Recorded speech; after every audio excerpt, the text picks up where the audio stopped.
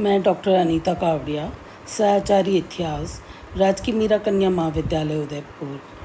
आज हम MA final उत्तरार्ध एमए फाइनल इतिहास के अंतर्गत पेपर 3 बी में प्रारंभिक तुर्क सिक्के भाग 2 के बारे में हम इसमें बलवन, उसका शासनकाल, उसके किस तरह के सिक्के थे, सिक्कों की विशेषताएं क्या थी, टकसाल क्या था, सिक्कों पर किस तरह के लेख लिखे होते थे, इनके बारे में आज हम विस्तार से अध्ययन करेंगे। उससे पहले थोड़ा हम बलवन की पृष्ठभूमि देखें। बलवन ये गुलाम वंश का 9वां सुल्तान था और इसने 1266 से लेकर 1287 तक शासन किया था। बलवन इल्तुतमिश का गुलाम था और इसी ने ही फिर दिल्ली सल्तनत पर 1266 ईस्वी में सिंहासन आरूढ़ होकर गयासुद्दीन की उपाधि इसने धारण की थी। बलवन के बारे में ऐसा कहा जाता है कि मध्य एशिया के इल्बरी कबीले के तुर्क माता पिता से ये उत्पन्न हुआ था और उसके पिता इल्बरी तुर्क जो कि उच्च परिवार से संबंधित थे, 10,000 परिवारों के प्रधान माने जाते थे।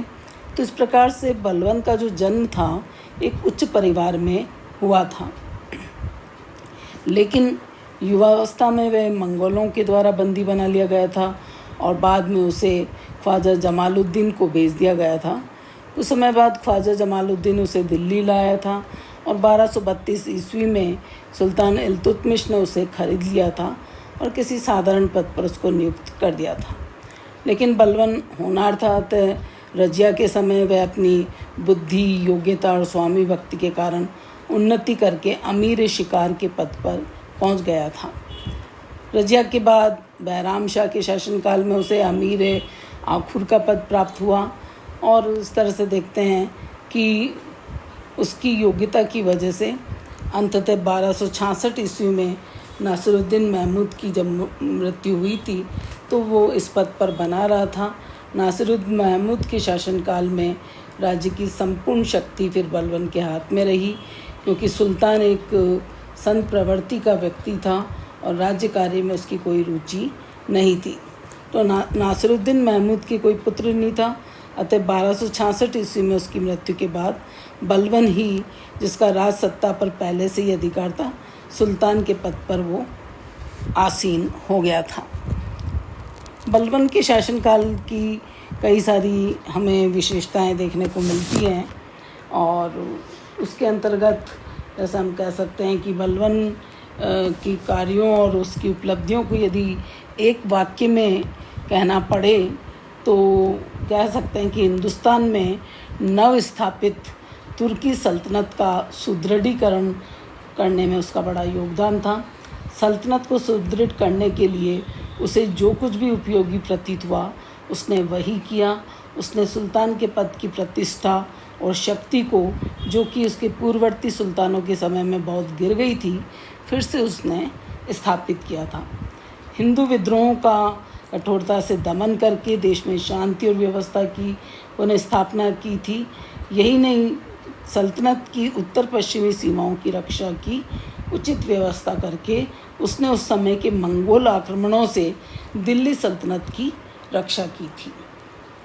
जबकि मध्य एशिया में समस्त मुस्लिम राज्य उसके सामने धराशायी हो चुके थे, तो उसने शासन को सुरक्षित किया, उसने शासन को व्यवस्थित किया और साथ ही आगे चलकर उसने ये कह सकते हैं कि राजत्व के सिद्धांत को भी उसने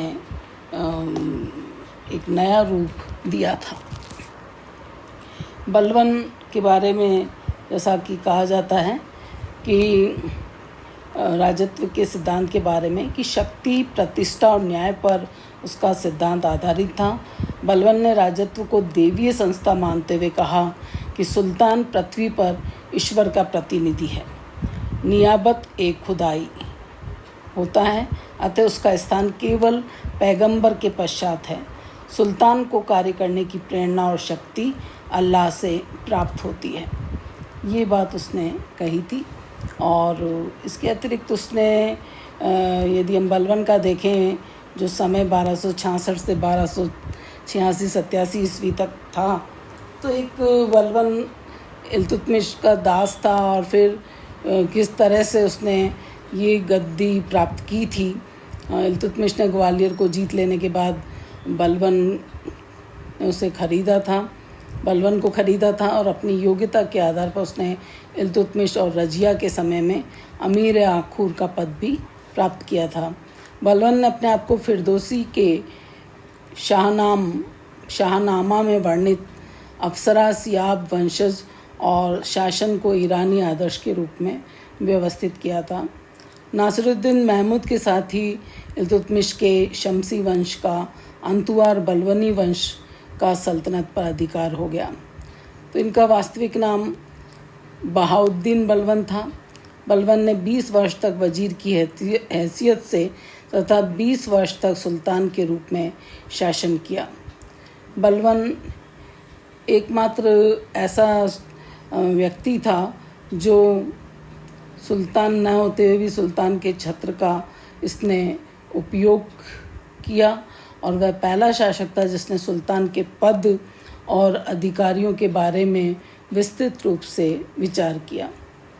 बलबन भी तुर्कान चहलगानी का सदस्य था, रजिया के समय में अमीर शिकार का सदस्य था और बहराम शाह के समय अमीर आखुर के पद पर तथा अलाउद्दीन मसूद शाह के समय अमीर हाजिब के पद पर था। नासिरुद्दीन महमूद के समय बलबन नायाब ममलिकात के पद पर था। और इस तरह से बलबन ने नवरोज़ उत्सव शुरू करवाया जो कि ईरानी रीति रिवाज पर आधारित था। बलबन राजपथ के देवी सिद्धांत को मानता था और राजा को पृथ्वी पर निभाते खुदाई ईश्वर की छाया वो मानता था। जहाँ तक इसके सिक्कों की बात है, उसने अपने सिक्कों पर खलीफा का नाम खुदवाया। बलबन ने अपने दरबार के नियम और साज सज्जा में ईरानी शैली का प्रयोग किया।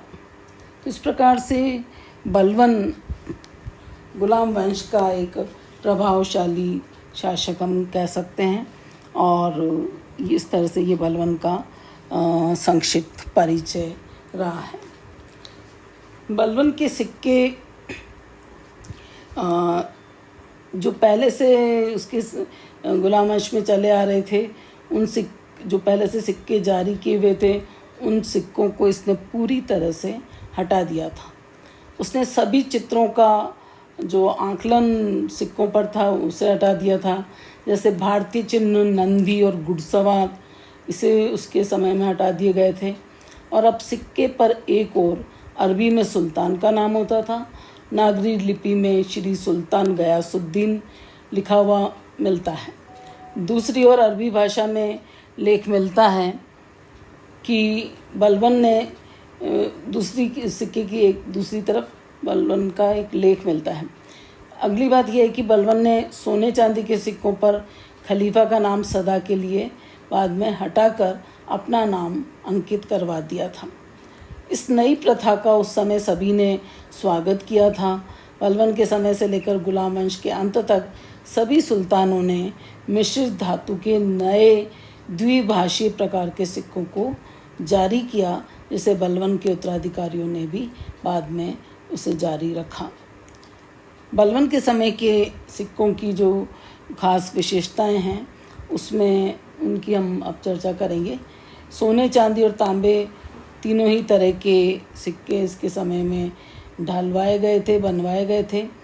सोने, चांदी और तांबे के सिक्के में, तांबे के सिक्कों में इल्तुतमिश द्वारा जारी किए गए 40 रत्ती या ग्रैन को पुनः इसने प्रारंभ किया था, जिसके 4 सिक्के 1 जीतल के बराबर हुआ करते थे। दूसरी बात, जीतल को प्रारंभ करने का श्रेय इल्तुतमिश को दिया जाता है। इसके बाद बलबन ने बड़ी मात्रा में अदल जारी किया, जिसका वजन 10 से 36 ग्रैन होता था। उसका चांदी का सिक्का 164 से 169 ग्रैन तक का भी हमें मिलता है। बलबन की टकसाल व्यवस्था किस प्रकार की थी? बलबन के समय की जो टकसाल की मुख्य विशेषता है कि उसके द्वारा टकसाल की संख्याएं बढ़ाई गई थी।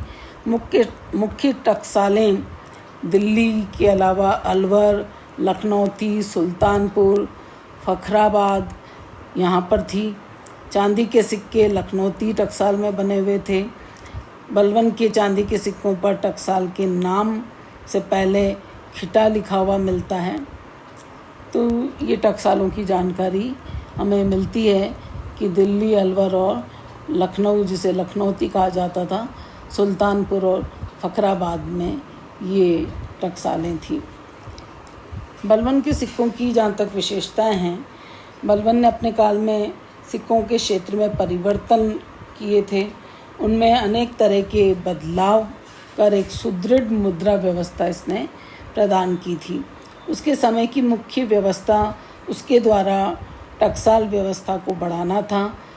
उसके राज्य में सबसे अधिक विकास होने के कारण उसने बड़ी मात्रा में सिक्के ढलवाए थे और उसके कारण ही उसे टकसालों को बढ़ाना पड़ा था। इसीलिए टकसाल व्यवस्था या टकसालों की संख्या में बढ़ोतरी हमें बलबन के समय में देखने को मिलती है। चांदी तांबे के सिक्के अलवर के अलावा लखनऊ और सुल्तानपुर में भी ढाले जाते थे। लखनौती की टकसाल के नाम से पहले खिटा लिखा हुआ मिलता है। बलबन ने मुद्रा में सबसे बड़ा प्रेरक मिश्रित धातु के द्विभाषीय प्रकार के सिक्कों को उसने जारी किया था। तो ये द्विभाषीय प्रकार के सिक्के बलबन के समय की एक अलग तरह की विशेषता दिखाई देती है, जिसे बाद में उसके उत्तराधिकारियों ने भी जारी रखा था। बलबन द्वारा बड़ी मात्रा में जीतल और अदल को भी उसने बनवाए थे और बलबन द्वारा चांदी के सिक्कों पर एक और जनश्रुति व दूसरी और उपाधियों के साथ नाम अंकित रहता था। मिश्रित धातु के सिक्कों पर एक और जनश्रुति व दूसरी और फारसी में बलबन और नागरी लिपि में सुल्तान गयासुद्दीन अंकित रहता है। बलबन ने छोटे अदल जारी किए जिनका वजन 10 से 36 ग्रैन होता था। बलबन द्वारा जारी किए गए सिक्कों का वजन 164 से 164 टू 169 ग्रैन तक था। उसने सभी भारतीय शैली को हटा दिया था। अब सिर्फ सुल्तान का नाम और इस्लाम के अनुसार दोनों तरफ अरबी भाषा में लेख लिखे जाने लगे थे। उसकी सबसे बड़ी विशेषता ये थी कि सिक्कों पर से खलीफा का नाम इसने हटा दिया था। अब सिर्फ सुल्तान का नाम ही अंकित रहता था। तो बलबन के समय में ही हमें मुस्लिम सिक्कों पर दोनों ओर लेख के सिवा और कोई आकृति नहीं मिलती है।